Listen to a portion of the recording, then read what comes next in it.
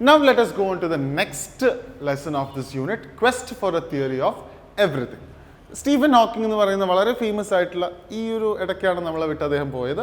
അപ്പോൾ അദ്ദേഹത്തിൻ്റെ കുറച്ചൊരു സ്റ്റോറി അല്ലെങ്കിൽ അദ്ദേഹത്തിൻ്റെ ഒരു ലൈഫ് സ്റ്റോറിയാണ് ശരിക്കും ഈ ഒരു ലെസണിൽ ഡെപ്പിക്റ്റ് ചെയ്യുന്നത്. Okay, and this is written by Kitty Gail Ferguson.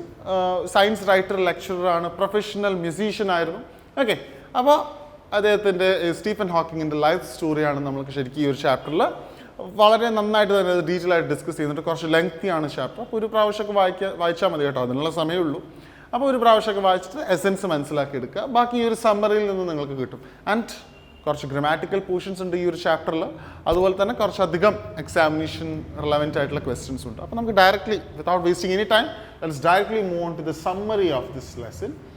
Stephen Hawking. Okay, Quest for a Theory of Everything is a work written by Kitty Gale Ferguson. ശരിക്കും അദ്ദേഹത്തിനെ കുറിച്ച് ഞാൻ പറഞ്ഞ പോലെ നിങ്ങൾക്ക് എന്ത് യൂസ് ചെയ്യാം, ലെക്ചററാണ്, അതുപോലെ തന്നെ സയൻസ് റൈറ്ററാണ്, ദെൻ പ്രൊഫഷണൽ മ്യൂസീഷ്യനാണ്. ഇത്തരം വേർഡ്സ് ഒക്കെ നിങ്ങൾക്ക് ശരിക്കും വേണമെങ്കിൽ ഒന്ന് ഓർത്ത് വയ്ക്കാം ഓഥറിനെ കുറിച്ച്. Stephen William Hawking was A location professor of mathematics.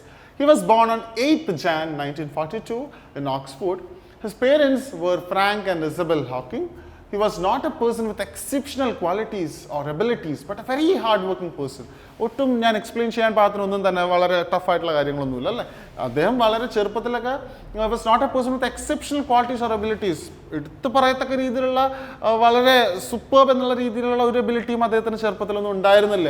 But A very hard working person. പക്ഷേ ചെറുപ്പം മുതലേ തന്നെ വളരെ വളരെ ഹാർഡ് വർക്കിംഗ് ആയിട്ടുള്ള ഒരു പേഴ്സൺ ആയിരുന്നു. He got his elementary school education, ചെറുപ്പം ഈ ചെറിയ ക്ലാസ്സുകളൊക്കെ from the local St. Albans school. By the time he was 8 years old, he wanted to become a scientist. See how curious, അല്ലെങ്കിൽ how determination അത്രമാത്രം ഉണ്ടായിരുന്നു അല്ലേ. How determined he was, അതാണ് point. നോക്കിയാൽ വളരെ ചെറുപ്പത്തിൽ തന്നെ he wanted to become a scientist. Okay, see, but his father wanted him to pursue his career in medicine. Doctor ആവണം, മെഡിസിൻ എടുക്കണം, ഒരുപാട് പേരൻസിനുള്ള ഒരു കാര്യമാണ് അല്ലേ. അപ്പോൾ അദ്ദേഹത്തിന് സയൻറ്റിസ്റ്റ് ആകണമെന്നായിരുന്നെങ്കിലും parents was very wishing to become or to make him a doctor or to make him in the field of medicine. Okay, sure. Later, Stephen William Hawking went to University College in Oxford for studying natural science. In the beginning, he did not like the college life, but from the second year onwards, he began to enjoy it. He was very friendly, lively, buoyant and adaptable person. ഏതൊരു സാഹചര്യമായിട്ട് പെട്ടെന്ന് ചേർന്ന് പോകുന്ന വളരെ energetic, buoyant, happy, enthusiastic ആയിരുന്നു. അതുപോലെ തന്നെ friendly ആയിരുന്നു. എല്ലാം വളരെ ലൈവ്ലി ആയിരുന്നു പുള്ളിക്കാരൻ. All liked his nature. He was not for his wit. വളരെ സ്പോണ്ടേനിയസ് ആയിട്ട് തമാശകളൊക്കെ പറയുന്നൊരു വ്യക്തിയായിരുന്നു അദ്ദേഹം അല്ല. അദ്ദേഹത്തിൻ്റെ തമാശകൾക്കൊക്കെ വളരെ നല്ല ഓഡിയൻസ് ഉണ്ടായിരുന്നു കോളേജിലൊക്കെ. He love to listen to classical music വളരെ ഇഷ്ടമുള്ള ഒരാളാണ്. ക്ലാസിക്കൽ മ്യൂസിക്കൊക്കെ വളരെ ഇഷ്ടമുള്ള ഒരാളായിരുന്നു. He enjoyed reading science fiction. He participated in the sports too. In the third year, he took theoretical physics as a special subject. കോഴ്സിൻ്റെ കരിക്കുലത്തിൻ്റെ ഭാഗമായിട്ടൊരു special paper എടുക്കണം. അത് അദ്ദേഹം എടുത്തത് തിയററ്റിക്കൽ ഫിസിക്സ് ആയിരുന്നു. Later he started to face problems in his health and he began to fall down for no reason. പിന്നീടാണ് അദ്ദേഹത്തിന് health സംബന്ധമായിട്ടുള്ള ഒരുപാട് ചലഞ്ചസ്, ഒരുപാട് ബുദ്ധിമുട്ടുകൾ ഉണ്ടായി ലൈഫിൽ. Physical deformities started to appear in his body. As he was strong, he did not pay too much importance to this. He decided to do a PhD at Cambridge. മനസ്സുകൊണ്ട് ശരീരത്തിനുള്ള തളർച്ചകളെക്കാൾ അദ്ദേഹം മനസ്സുകൊണ്ട് മാനസികമായിട്ട് വളരെ വളരെ വളരെ നമുക്കൊന്നും ശരിക്കും പറയാൻ പറ്റാത്തത്രയും സ്ട്രോങ് ആയിരുന്നു. അതുകൊണ്ട് തന്നെ ഇത്തരം അപാകതകൾക്ക് അല്ലെങ്കിൽ ഇത്തരം പ്രശ്നങ്ങളെ, ബുദ്ധിമുട്ടുകളെ ഒന്നും അദ്ദേഹം ഒരുപാട് ഗവനിച്ചില്ല. സ്റ്റഡീസുമായിട്ട് ഡിറ്റർമിനേഷന് വേണ്ടി അദ്ദേഹം ഇങ്ങനെ പാഞ്ഞുകൊണ്ടിരുന്നു. അതിൻ്റെ ഭാഗമായിട്ട് PhD ഒക്കെ എടുക്കാനായിട്ട് കാംബ്രിഡ്ജിൽ PhD എടുക്കാനുള്ള കാര്യങ്ങളൊക്കെ അദ്ദേഹം കേംബ്രിഡ്ജിൽ അതൊക്കെ എടുക്കാനുള്ള കാര്യങ്ങളൊക്കെ മൂവ് ചെയ്തു. The authorities told him that if he got first rank from Oxford he could join Cambridge. And he tried for the same, but he received a borderline result from Oxford. Owing to his wit and caliber, the interviewer selected him for Cambridge. അപ്പോൾ ആ ഒരു particular ഇൻ്റർവ്യൂവിൽ ഓക്സ്ഫോർഡിൽ first കിട്ടുകയാണെങ്കിലാണ് കേംബ്രിഡ്ജിൽ കിട്ടുള്ളൂ എന്നൊക്കെ പറഞ്ഞിരുന്നു. പക്ഷേ അത് border ലൈനിലായി പോയി. അത്ര നന്നായിട്ട് സ്കോർ ചെയ്യാൻ പറ്റിയില്ല എങ്കിലും അദ്ദേഹത്തിൻ്റെ തമാശകളും അദ്ദേഹത്തിൻ്റെ ഈ സംസാരമൊക്കെ കൊണ്ട് തന്നെ അദ്ദേഹത്തിന് എന്ത് കിട്ടി, കേംബ്രിഡ്ജിൽ തന്നെ കിട്ടി. But his first year was very very very bad അല്ലേ. He could not understand general relativity. He began to have physical weakness and could not even tie his shoes properly. അല്ലേ, അത്രയും ബുദ്ധിമുട്ട് ആ ഒരു അസുഖത്തിൻ്റെ ഭാഗമാണ്. നമുക്ക് നോക്കാം എന്തായിരുന്നു അസുഖം എന്നൊക്കെ നമുക്ക് പറയുന്നുണ്ട്. In 1963, Stephen Hawking was diagnosed with amyotrophic lateral sclerosis. അങ്ങനെ ഒരു അസുഖം അദ്ദേഹത്തിനെ ബാധിച്ചു. Then, after hearing this from the doctor, he went into depression. When he came out of it, he began to value life. The doctors predicted that he would live for only 2 years. ആ ഒരു diagnosis, ആ ഒരു treatment result വന്നപ്പോൾ, ഇങ്ങനൊരു അസുഖമാണെന്ന് അറിഞ്ഞപ്പോൾ വളരെയധികം അദ്ദേഹം depressed ആയിപ്പോയി. വളരെ ലൈഫിൽ പ്രതീക്ഷയില്ലാത്തൊരവസ്ഥയിലേക്ക് അദ്ദേഹം പോയെങ്കിലും പക്ഷെ ഉടനെ തന്നെ അദ്ദേഹം തിരിച്ചു വന്നു. തിരിച്ചു വന്നതിന് ശേഷം ജീവിതത്തിൻ്റെ മൂല്യം, ജീവൻ്റെ മൂല്യം അദ്ദേഹം മനസ്സിലാക്കാൻ തുടങ്ങി. ഓക്കെ, ശരിക്കും അപ്പോൾ അന്ന് ഡോക്ടേഴ്സൊക്കെ പറഞ്ഞിരുന്നു 2 വർഷമാണ് മാക്സിമം ഈ ഒരു അസുഖവും വെച്ചുകൊണ്ട് നമുക്ക് ജീവിക്കാൻ പറ്റുള്ളൂ എന്നൊക്കെ പറഞ്ഞിരുന്നു. But his will power and positive spirit did miracle in his life. അദ്ദേഹത്തിൻ്റെ ആ പോസിറ്റീവ് അപ്രോച്ച് ഉണ്ടല്ലോ, ആ അസുഖമായിക്കോട്ടെ എന്തോ ആയിക്കോട്ടെ, 2 വർഷം is not a period for me, അങ്ങനെ ഒരു മൈൻഡ് സെറ്റ് ഉണ്ടല്ലോ, അത് അദ്ദേഹത്തിൻ്റെ ജീവിതത്തിൽ അത്ഭുതങ്ങൾ സൃഷ്ടിച്ചു ശരിക്കും. His condition got improved gradually. ആ അസുഖം പൂർണ്ണമായിട്ട് മാറിയില്ലെങ്കിലും പക്ഷേ ഹെൽത്ത് പരമായിട്ട് വളരെയധികം ഇംപ്രൂവ്മെൻറ്റ് കാണിച്ചു തുടങ്ങി. On A new year day Stephen Hawking met Jane Wild, who later became his wife. പിന്നീട് അദ്ദേഹത്തിൻ്റെ ഭാര്യയായി. She was attracted by his wit intelligence, eccentric nature and arrogance. വളരെ ഹാപ്പി ആയിട്ടുള്ളൊരു നേച്ചർ, തമാശകൾ. ഓൾറെഡി കോളേജ് കാലം മുതലേ വളരെ ഫേമസ് ആയിരുന്നു. കുറച്ചുകൂടി ഹെഡ് വെയിറ്റ്, അതായത് അറഗൻസ് ഇൻ ദ സെൻസ് അഹങ്കാരം എന്നതല്ല, കുറച്ചൊക്കെ അഹങ്കാരമാവാം, ചെറിയ അഹങ്കാരമൊക്കെ ഒരു അലങ്കാരമാണ്, മറ്റുള്ളവരെ ഹാം ചെയ്യാത്ത അഹങ്കാരമൊക്കെ കുറച്ചൊക്കെ ആവാം അല്ലേ. She did not care about his disease. അദ്ദേഹത്തിൻ്റെ അസുഖത്തിനെ കുറിച്ച് ജെയിൻ ഒരിക്കലും വറീഡ് ആയിരുന്നില്ല. As she had a strong belief in God, she thought that good would come to those who would overcome challenges in their life. ജീവിതത്തിലെ ഇത്തരം തടസ്സങ്ങളെ, വെല്ലുവിളികളെ നേരിട്ട് മുന്നോട്ട് പോകുന്നവർക്ക് എന്തായാലും അവസാനം നല്ലതേ വരുള്ളൂ എന്നുള്ളൊരു ഒപ്റ്റമിസ്റ്റിക് ചിന്താഗതി, ദൈവത്തിലൊക്കെ വിശ്വസിക്കുന്ന ഒരു ഈശ്വര വിശ്വാസിയായിരുന്നു ജെയിൻ എന്ന് പറയുന്നത്. Her optimism, as I told you, optimism, ശുഭാപ്തി വിശ്വാസം, ഓക്കെ, പോസിറ്റിവിറ്റി മോട്ടിവേറ്റഡ് സ്റ്റീഫൻ. അത് നമ്മുടെ കൂടെ ഇരിക്കുന്ന ഒരാൾ ഇത്രയും പോസിറ്റീവായിട്ടുള്ളൊരു വൈബുള്ള ഒരാളാണെങ്കിൽ ഉറപ്പായിട്ടും അത് നമ്മളിലേക്കും പകരും അല്ലേ, നമുക്കും അതിൻ്റെ ബെനിഫിറ്റ്സ് കിട്ടാൻ തുടങ്ങും. അപ്പോൾ ജെയിൻ്റെ ഇത്തരം പോസിറ്റിവിറ്റി, ഒപ്റ്റമിസ്റ്റിക് ആയിട്ടുള്ള ഒരു മൈൻഡൊക്കെ സ്റ്റീഫൻ ഹോക്കിങ്ങിന് ഒരുപാട് ഹെൽപ്പ് ചെയ്തു. He applied for a research fellowship. Then in 1965, he got married and Stephen got his research fellowship. Even though both in his personal life and career, Stephen was doing so many things successfully. His disease slowly started to upset him. He had to depend on a cane for walking. See, പറഞ്ഞല്ലോ ഈ അസുഖം അങ്ങനെ പൂർണ്ണമായിട്ടൊരു മുക്തി നമുക്ക് കിട്ടില്ലെങ്കിലും ഒരിടയ്ക്ക് നല്ലൊരു improvement കാണിച്ചെങ്കിലും പക്ഷെ പിന്നീട് കുറച്ചുകൂടി ഒരു സ്റ്റിക്കിലേക്ക്, അതായത് ഒരു വടിയുടെ സഹായത്തോട് മാത്രമേ നടക്കാൻ പറ്റുള്ളൂ എന്നൊരു അവസ്ഥയിലേക്ക് വന്നു. പക്ഷേ ഒരുപാട് സക്സസ്ഫുള്ളി അദ്ദേഹത്തിൻ്റെ കാര്യങ്ങൾ ചെയ്തെങ്കിലും ഈ അസുഖം മാത്രമാണ് എപ്പോഴും അദ്ദേഹത്തിന് ഒരു ഒബ്സ്റ്റക്കിളായിട്ട്, തടസ്സമായിട്ട് വന്നുകൊണ്ടിരുന്നത്. ഓരോ ഇടയ്ക്ക് അതങ്ങനെ വന്നുകൊണ്ടേയിരുന്നു. He started to stammer a little bit, കുറച്ചൊക്കെ വിക്ക് വരാൻ തുടങ്ങി. But he did not care about this. ഇതൊന്നും അദ്ദേഹത്തിന് തളർത്താൻ സാധിച്ചില്ല എന്നുള്ളതാണ് അദ്ദേഹത്തിൻ്റെ ജീവിതത്തിലെ ഏറ്റവും വലിയ വിക്ടറി എന്ന് പറയുന്നത്. He attended so many sessions and many famous scientists came to whom he had asked so many questions. ഒരുപാട് ചോദ്യങ്ങൾ, ഒരുപാട് സയൻറ്റിസ്റ്റുമായിട്ടുള്ള സംസാരം, ഒരുപാട് സെഷൻസ് ഒക്കെ അദ്ദേഹം അറ്റൻഡ് ചെയ്തു. Owing to his active participation in these sessions, he came to be known as a genius and another Einstein. മറ്റൊരു Einstein അല്ലെങ്കിൽ വളരെ ജീനിയസ് എന്നൊക്കെ ഒരുപാട് പേര് അദ്ദേഹത്തിനെ വിളിക്കാൻ തുടങ്ങി. In 1980, Stephen Hawking started to write a book which he published with the aid of his disciple Brian Witt. അദ്ദേഹത്തിൻ്റെ ഒരു ശിഷ്യൻ്റെ ഹെൽപ്പോട്, ബ്രയാൻ വിട്ട് എന്ന് പറയുന്ന ഒരു ശിഷ്യൻ്റെ ഹെൽപ്പോടുകൂടി അദ്ദേഹം ഒരു ബുക്ക് എഴുതാൻ തുടങ്ങി. The book was titled A brief history of time. അതായിരുന്നു ബുക്കിൻ്റെ പേര്. The book deconstructed the great theories which were propounded by great scientists like Newton and Einstein.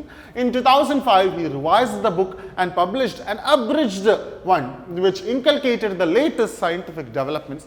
അതിനുശേഷം അതിന് വീണ്ടും പുതിയ എഡിഷൻസ് വന്നു, പുതിയ ഡെവലപ്മെൻറ്റ്സും കാര്യങ്ങളൊക്കെ അതിൽ ഇൻക്ലൂഡ് ചെയ്തിട്ട് അടുത്തടുത്ത വേർഷൻസ്, അബ്രിഡ്ജ്ഡ് വേർഷൻസ് വന്നു.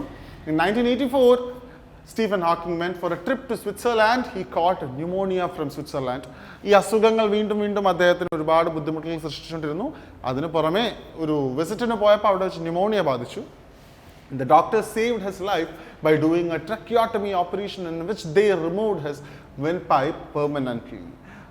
Since he was unable to talk, a computer expert named Walt Walters developed a program named Equalizer, which helped him to communicate with the rest of the world.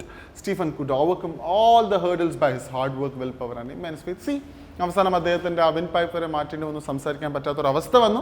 പിന്നെ ഒരു computer recognised ആയിട്ടുള്ളൊരു device, equaliser, അത് അദ്ദേഹത്തെ മറ്റുള്ളവരോട് സംസാരിക്കാൻ help ചെയ്തു ആ ഒരു ഡിവൈസിലൂടെ, ഇലക്ട്രോണിക് ഡിവൈസിലൂടെ. ഈ ഒരു സമ്മറിയിലൂടെ പോലും നമുക്ക് എന്തോരം ചലഞ്ചസ് ആണ് ശരിക്കും സ്റ്റീഫൻ ഹോക്കിങ്ങിന് ഫേസ്. അതിനുശേഷം ശരിക്കും ഈ ബുക്കിൽ ശരിക്കും അദ്ദേഹത്തിൻ്റെ മരണം പറയുന്നില്ലെങ്കിലും ഈ ഇടയ്ക്ക് നമ്മളെ വിട്ടു പോവുകയും ചെയ്തിരുന്നു. ഓക്കെ, അപ്പോൾ എന്തോരം ചലഞ്ചസ്, ഞാൻ പറഞ്ഞുകൊണ്ടിരുന്ന അതിനെക്കുറിച്ചാണ്. എന്തോരം ചലഞ്ചസ്. ഹെൽത്ത് എന്ന് പറയുന്നത്, ആരോഗ്യം എന്ന് പറയുന്നത് ഒരു മനുഷ്യൻ്റെ ഏറ്റവും വലിയ സമ്പത്താണ് അല്ലേ. അതിൽ തന്നെ എന്തോരം ചലഞ്ചസ് ആണ് അദ്ദേഹത്തിന് ഫേസ് ചെയ്യേണ്ടി വന്നത്. ആ ഒരു ഹേർഡിൽസ് ഒക്കെ, ആ ഒബ്സ്റ്റക്കിൾസ് ഒക്കെ എങ്ങനെയാണ് അദ്ദേഹം ഓവർകം ചെയ്തത്. That's why he Stephen Hawking. ഇവിടെ ഈ ഒരു പ്രദേശത്ത് അല്ലെങ്കിൽ കേരളത്തിൽ ഈ ഒരു സ്ഥലത്ത് ഞങ്ങൾ ഉൾപ്പെടെ ഇത് പറയണമെങ്കിൽ world famous he is, right? അല്ലെങ്കിൽ അദ്ദേഹത്തിൻ്റെ hard work always paved him the better and good output, അങ്ങനെ പറയാം നമുക്ക് അല്ലേ. സോ ലൈഫിൽ ഒരുപാട് ചലഞ്ചസ് നമ്മുടെ ഇത് വെച്ചൊക്കെ കമ്പയർ ചെയ്യേണ്ട അവസ്ഥ നമുക്ക് വരരുത് അല്ലേ. ഒരുപാട് അത്ര പോലും ഇല്ല നമ്മുടെ ലൈഫിലെ ചലഞ്ചസ് എന്ന് പറയുന്നത്. See how he overcame the challenges, what all inputs he gave at times. ഓരോ സമയങ്ങളിലും അദ്ദേഹം എന്തൊക്കെയാണ് അതിനെ ഓവർകം ചെയ്യാൻ ചെയ്തത്. That all the important things. Okay, അതൊക്കെയാണ് ശരിക്കും ഇതിലൂടെ ഓദർ നമ്മളോട് പറയാൻ ആഗ്രഹിച്ചത്. ആൻഡ് വെരി സിമ്പിൾ, ലെങ്തിയാണ്, പക്ഷേ കുറച്ച് മോട്ടിവേഷണൽ കണ്ടന്റ് അല്ലേ, നമുക്ക് ജീവിക്കാനുള്ളൊരു പ്രേരണ തരുന്ന ഒരു ലെസൺ എന്ന് പറയാം നമുക്ക്. Okay, and from examination point of view, as you all no, speech ഇവിടെയും വരാവുന്ന ഒരു ടോപ്പിക്കാണ്. Okay, speech. അത് already I discussed the way how you are supposed to present a speech in the last chapter I will fly. Okay, just have a look on it. The another one is writing. About Stephen Hawking, you can be asked to write or a writing.